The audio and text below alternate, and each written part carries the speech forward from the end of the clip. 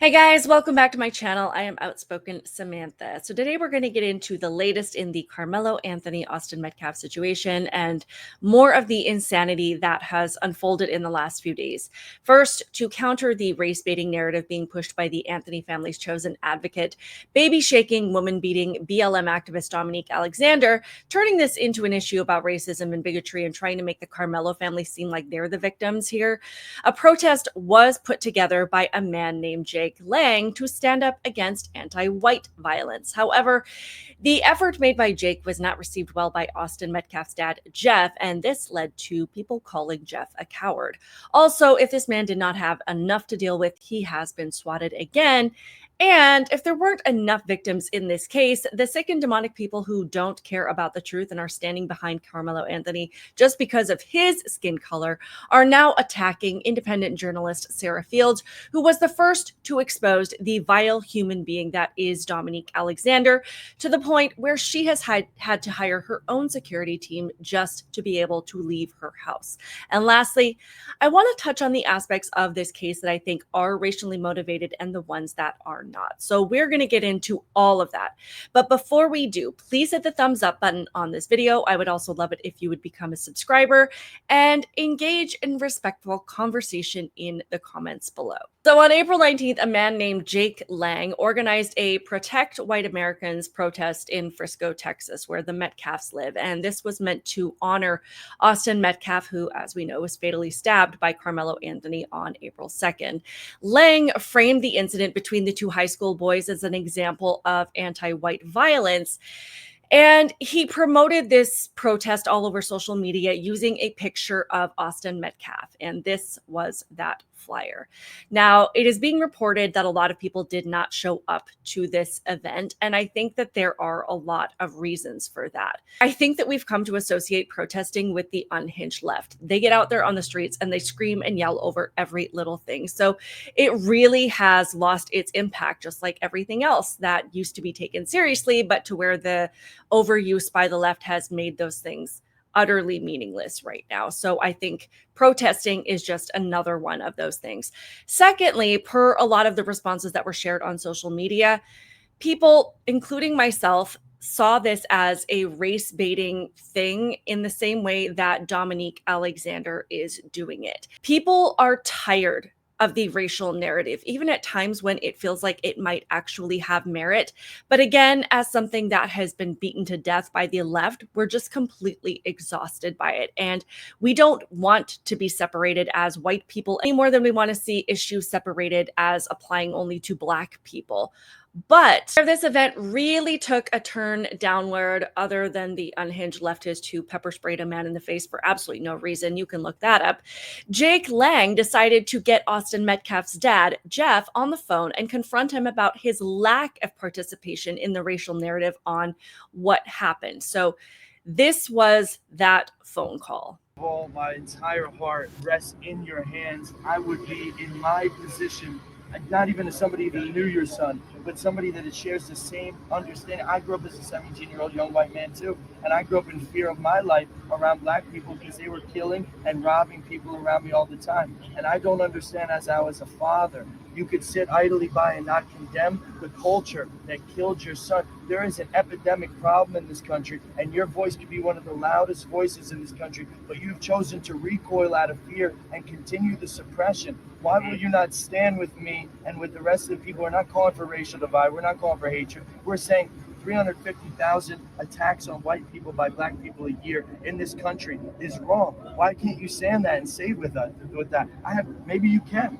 Would you be willing to stand by me in a press conference or in an individual interview and talk about this issue that is larger than Austin at this point? God rest a beautiful young man's soul that would have been one of our strongest voices if he was still alive today.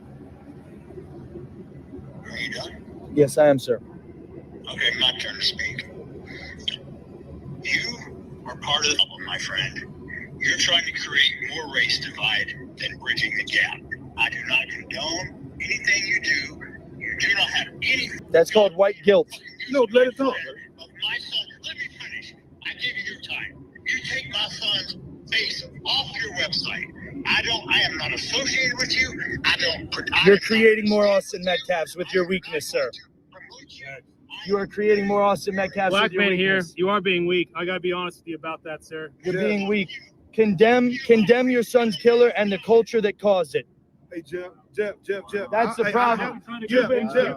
So that was a phone call that created a lot of contention online. But me personally, just hearing that, I have a huge problem with Jake Lang almost blaming Jeff Metcalf for his son's death, putting the deaths of future white kids on his shoulders, and telling him that the way that he's handling it is based on white guilt, not on his conscience, not on his faith, not on anything else that he's dealing with right now, but on white guilt. So to me, that was disgusting, but I'll get into my thoughts and feelings in a minute. Let's look at some of the online reactions. This guy says, I heard the phone call from Metcalf's father. The man is grieving the loss of his son, and Lang was telling the father he was the problem.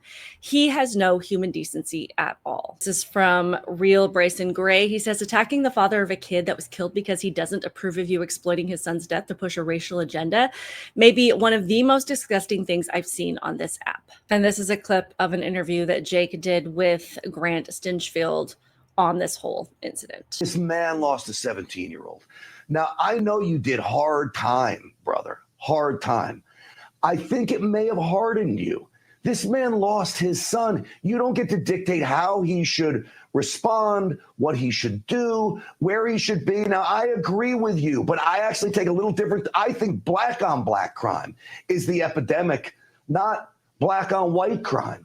Mostly it's black on black crime. And I think this kid, Karmelo Anthony, would have killed a black kid because he would have resulted to violence right off the bat because that's how they're trained. The flip side, there were people that agreed with him. This is from Red Eagle Patriot. It says, it's not normal to have this much vitriol towards people who care about your son's murder while you hold zero vitriol towards your son's murderer. I understand that everyone grieves differently, but Jeff Metcalf's behavior personifies everything wrong with white America. So that's where people were coming from. And I want to say that there are parts I agree with and other parts that I completely disagree with. Yes, there is absolutely a far bigger problem with black on white violence than the other way around. But secondly, the black community has a very, very serious culture problem. Fatherless homes, dependence on the system, drugs, crime, gangs, violence against each other, and violence against everybody else. There is not a day that goes by where I don't see multiple news reports or videos posted of black people stealing, trashing cars and houses, beating the crap out of each other at schools, or beating up white students or teachers, black women screaming and yelling at someone. There is a culture problem here, and there are both black and white people speaking out more about it now than they ever have before. People are tired of not being able to acknowledge this very serious problem because we're going to be called a racist or going to be threatened if we talk about these things. But facts are facts. I also agree that people have every right to be angry about violence against white people, especially as it's not only increasing, but it's being fueled by things like CRT and DEI narratives that's encouraging Black people to do this because, one, the system doesn't want to hold Black people accountable anymore because the woke mob is going to show up and either burn the courthouse down and or burn the police precinct down. And two, because now you can get wealthy and be treated like a celebrity for it. So yeah, there's a legitimate concern there, and I'm not dismissing the point that Jake is making. However, as Trump said during COVID, the solution cannot be worse than the problem. We have been trying to take race out of law and to deracialize these issues forever. And in my mind, Jake's approach is, well, if you can't beat them, join them. If they're going to make things about race, then we can too. But to me, that's going to have the opposite effect of what it's trying to accomplish. When people shouted Black Lives Matter and we said all lives matter, it would be like now countering them with just saying, well, white lives matter. I'm still on the all lives matter boat, just as I'm on the anti-violence boat. I'm not on the anti-Black violence boat or the anti-white violence boat. I'm on the anti-violence boat. But if we start doing exactly what they do, then we have lost our credibility entirely. Lastly, on this whole event, I want to say that Jeff Metcalf has every right to say what his son's face can and cannot be used for. And they have no right to call him a coward because he doesn't want to be part of their protest or their message. And I don't know how you square calling this man a coward when he showed up to face the people whose son murdered his son, while they were getting ready to do a press conference painting themselves as the victim, and where their advocate was about to say horrible things about him, and he chose to look them in the eye. And had he been given the chance, he wanted to pray with them. I'm sorry, but that is the opposite of cowardly. Anyone can start screaming and yelling about anything, but this man remained calm and didn't even make a stink about it when they asked him to leave. Yeah, no group, organization, or cause gets to dictate how this man grieves or how he wants his own son's name to be used. And him not doing what these other people think is right does not make him afraid. It also doesn't mean he's not angry, and it certainly doesn't mean he doesn't want justice. He wants justice based on the law. That for the crime that Karmelo committed, based on the severity of it and comparing his actions to how the law is written, for the appropriate sentence to be applied regardless of color. The way my son touched people's lives, he was voted team MVP of the football team this year. He carried a 4.0. He was on National Honor Society. He's ranked in the top 50 of the state in his position. He's having D1 colleges contact him. He had a great life ahead of him. And to be taken away, it's such a tragedy. I mean, I can't even tell you how I feel because I don't know how I feel. I feel numb at the moment. Yeah. I just hope that this doesn't happen to any other parent and their child. But I do hope for justice. So don't think for one second that this man does not want justice and that he is not grieving. This was the Easter message that he shared to his son Austin. It says Jeff Metcalf shared the emotional song Beat You There by country singer Will Dempsey, which has the lyrics that read, I don't know why God always takes the good ones first, and man, I've tried to be strong and carry on, but damn, this hurts. Along with the link to the song, the grieving father also wrote, I love you, Austin, happy Easter. Now, despite the fact that this father is going through one of the most unimaginable pains that any of us can ever imagine, it is literally every parent's worst nightmare. Moving on, for the gross and vile, disgusting people who think that the kid who stabbed someone is more of a victim than the kid he killed, Jeff Metcalf has been swatted again.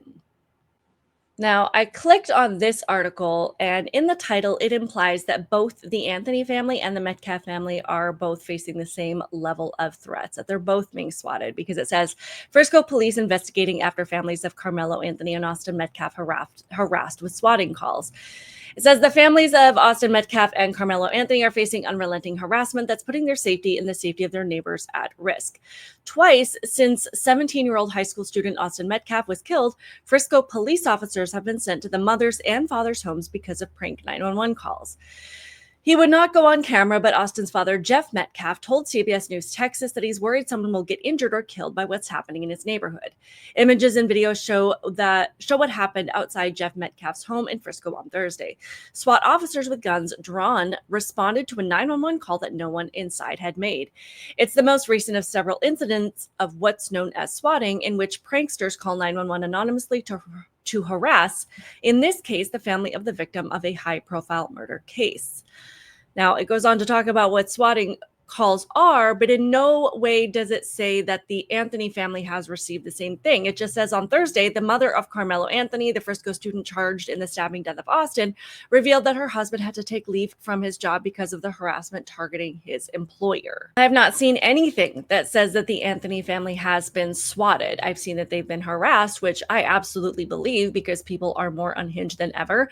And I wish people would leave both of these families alone. But to put out there that they're facing the same dangers as the Metcalf family when there's no proof to back it up at all, well, I guess the media is just going to media, which is why no one listens to them anymore. But thanks to the privilege that the Anthony family has, because from what I can tell, they are far more well off than the Metcalf family, they have luxury of moving their son to an undisclosed location to keep their baby boy safe. According to this post, it says Karmelo Anthony has been moved to an undisclosed location because of threats against him and his family.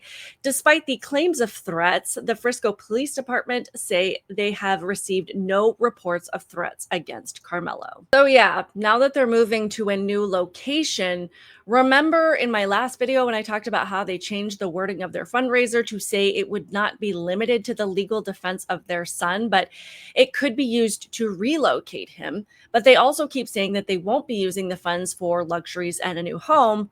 Well, in the words of the man that you guys have chosen to advocate for you, And so I say to people, actions speak louder than words. they do. They do. Lastly, we do need to talk about Sarah Fields, who, as I said, is the independent journalist who called out Dominique Alexander for the despicable human being that he is and exposed his entire criminal record. And she is the one who he called out by name in this sad excuse for a press conference, where he claimed that he was also a victim because she exposed his lengthy, shady past with the law, including shaking a baby and beating his partner. And this is this entire thread that Sarah Fields put together. But because she released the truth about who this person is, she now has to have an entire security team and pretty much just can't go anywhere. I was the first journalist to call out Dominique Alexander, the advocating for Karmelo Anthony's family, who runs a fraudulent organization who has a criminal record a mile long. I was the first to call him out on X. It got millions of views.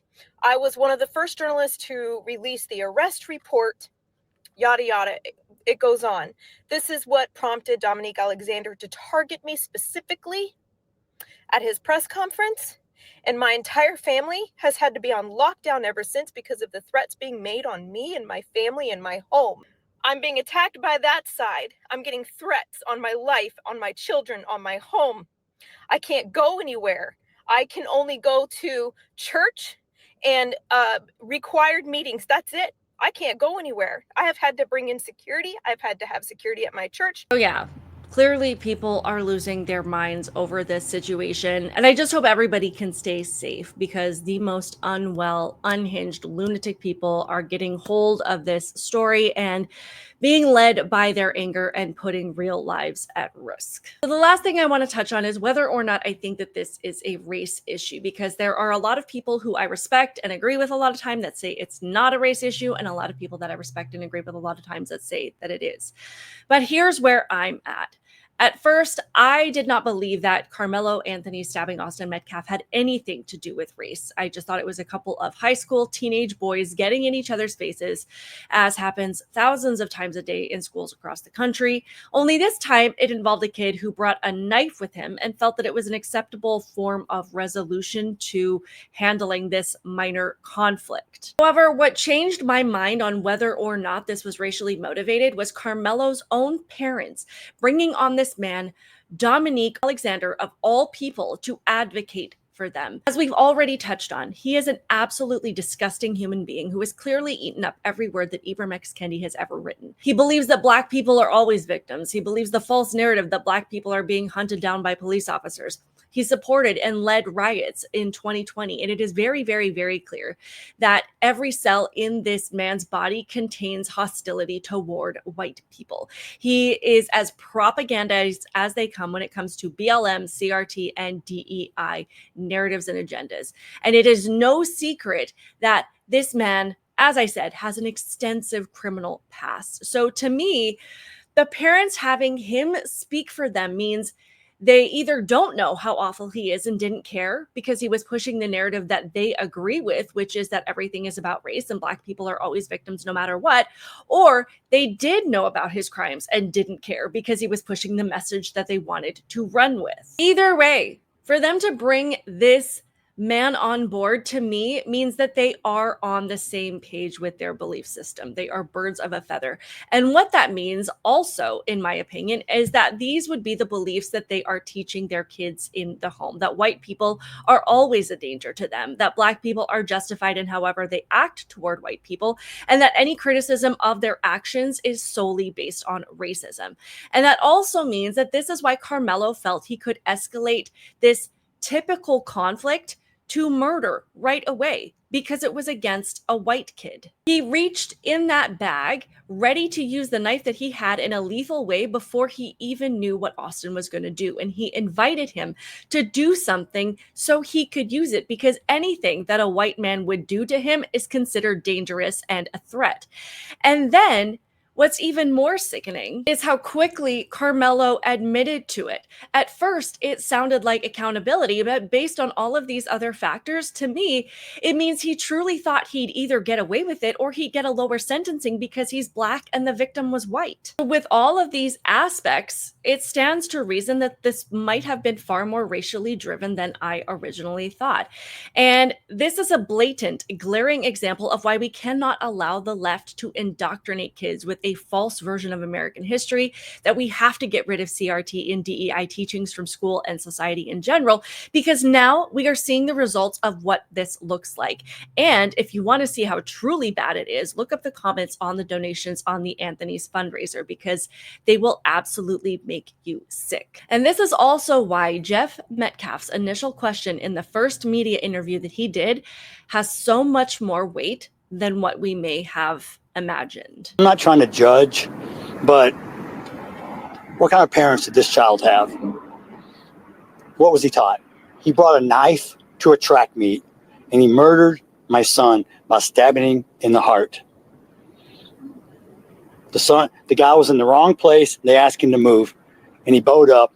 This is murder. I think it's reasonable to come to the conclusion that what Karmelo was taught had everything to do with this situation. So this is why I agree with the issue that Jake Lang is trying to draw attention to. These ideas are not harmless, and we've been ignoring the reality of the hate that a lot of Black people have toward white people for a long time because we're required to always say that they're the victims. But what has been taught is playing out in the real world. And this is why I've said in my past videos, as a mom of 3 white kids, 2 of them who are boys, 1 of them going into high school next year, does this mean I have to worry about them being walking targets and someone just retaliating against them for no reason because they've been taught that they can?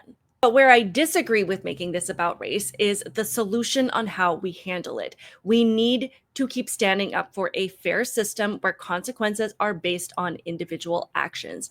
And if you think that that's weak, let's remember that we won an election this past year, not because we were out there yelling and screaming the loudest, but because we were tired of the lies and the division. We just kept standing up for what was right, and that's why the left lost. And that's what we need to keep doing. If we start doing the exact things that they're doing, then again, we lose all of our credibility. Anyway, that is all I have for you in this one. Again, please hit the thumbs up button on this video. Leave a comment below. Please be respectful in the comments. I know that I have been attracting a lot of trolls lately, so, you know, I don't really expect much from them. But most of you, please be respectful and civil. Please subscribe to my channel. I am trying to grow this channel, and I so appreciate watching this video. Other than that, keep it real, guys, and I will see you in the next one.